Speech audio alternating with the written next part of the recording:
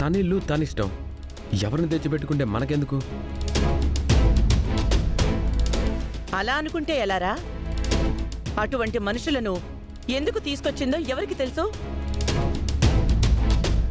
ఎందుకు తీసుకుని వచ్చుంటానో అది కూడా నువ్వే చెప్పత్తా. నీ దుర్బుద్ధి ఏంటో బయటపెట్టు. అది నీకు తెలియాలి. వద్దత్తా, ఇంకా ఇంకా నువ్వు నా దృష్టిలో దిగజారిపోవద్దు. అత్తయ్యను అంత మాట అంటావా? ఏయ్, నువ్వు నోర్మై. నాకు కావలసిన వాళ్ళందరూ నన్నొక్క తప్పుడు దానిగా చిత్రీకరించారు. అత్త అమ్మాయిందని అనుకుంటే ఆ ఆనందం ఎంతో కాలం నిలవలేదు. మామ నాన్నయ్యాడనుకుంటే ఆ సంతోషము ఎన్నో రోజులు ఉండలేదు. ఇక భర్త విషయానికొస్తే చెప్పుడు మాటలకు లొంగిపోయాడు. మీరెవ్వరూ నా గురించి చేసింది ఏమీ లేదు. ఎక్కడ్నుంచో వచ్చిన అర్చన నన్ను నా బావను కలపాలని ప్రయత్నం చేస్తుంది.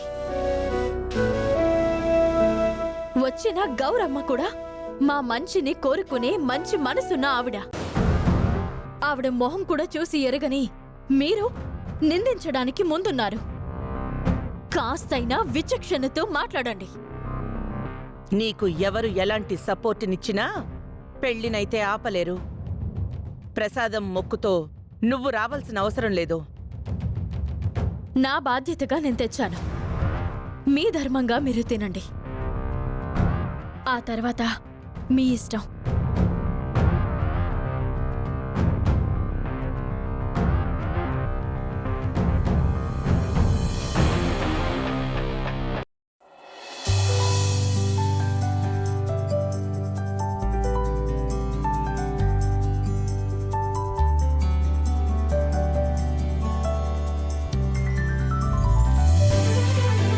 మా ప్రసాదాన్ని అమ్మవారి ముందు పెట్టండి పూజారి గారు. ఈరోజు విశిష్టమైన రోజని నేను కూడా ప్రసాదాన్ని తెచ్చాను. అమ్మవారికి నైవేద్యంగా పెట్టండి.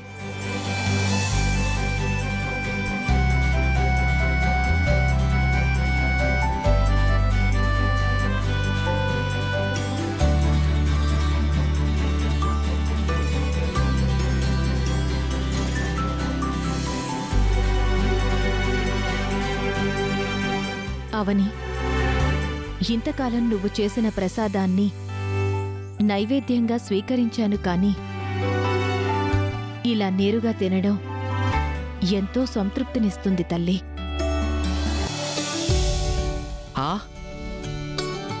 ఏమిటి వింత? ఏమైంది పూజారి గారు? అమ్మవారు ప్రసాదం తింటున్నారు.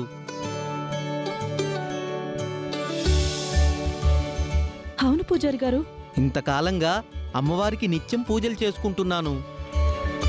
ఇదివరకు నేను కనీ విని ఎరిగింది లేదు.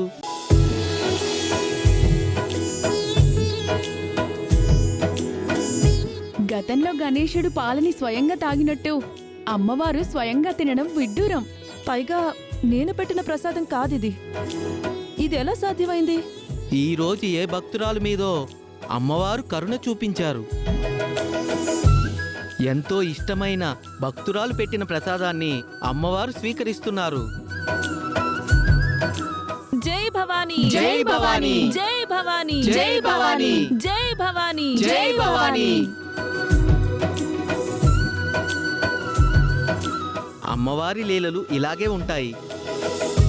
ఇటువంటి లీలలు మనందరం ప్రత్యక్షంగా చూడటం మన అదృష్టం.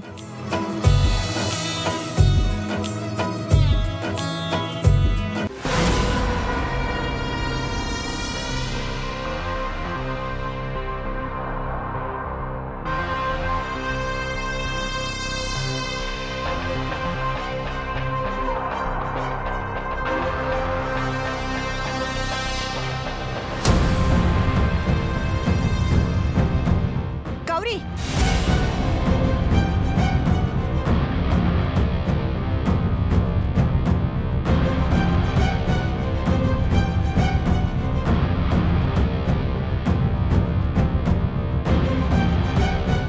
ఏంటి నువ్వు చేస్తున్న పని?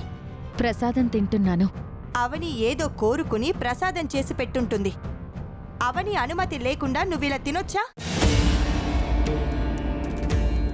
ఇంట్లో ఉండమన్నాం కదా అని ఇష్టం వచ్చినట్టు ప్రవర్తించడం పద్ధతేనా అసలు? మా అనుమతి లేకుండా ఎలా ముట్టుకుంటావు? అయ్యిందేదో అయిపోయింది, వదిలేయండి. నువ్వు ఊరుకో. మిగిలిన విషయాలు వేరు, ఇది వేరు. వంట గదిలోకి వెళ్ళి ఏం తిన్నా పర్వాలేదు.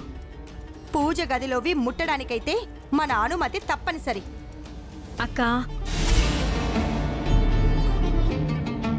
తినని అక్క. గౌరమ్మ చెప్పిందని ప్రసాదాన్ని పట్టుకుని అత్తయ్య వాళ్ళ దగ్గరికి తీసుకుని వెళితే ఇష్టం వచ్చినట్టు మాట్లాడారు. ఈ గౌరీ మన మనిషిని కోరుకుంటున్న అతిథి. గౌరీ తింటే తప్పే ఉంది. అలా చెప్పవని పూజ అనంతరం ప్రసాదాన్ని నాలాంటి అతిథులు భక్తులే కదా తినవలసింది. నేనేదో పాపం చేసినట్టు తిడుతోంది. నేనెంతో ప్రాధేయపడినా ఆ ఇంట్లో ఎవరూ ముట్టుకోలేదు. ఇక్కడ గౌరమ్మ నేను అడగకుండానే తింటుంది. ఇది నాకు ఆనందకరమైన విషయమే.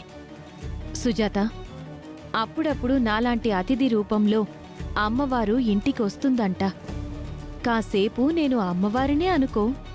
ఉన్న అమ్మవారే నా చెల్లెలి కష్టం తీర్చడం లేదు. ఇప్పుడు నువ్వు ఆ అమ్మవారి అవతారం ఎత్తుతున్నావా తల్లి?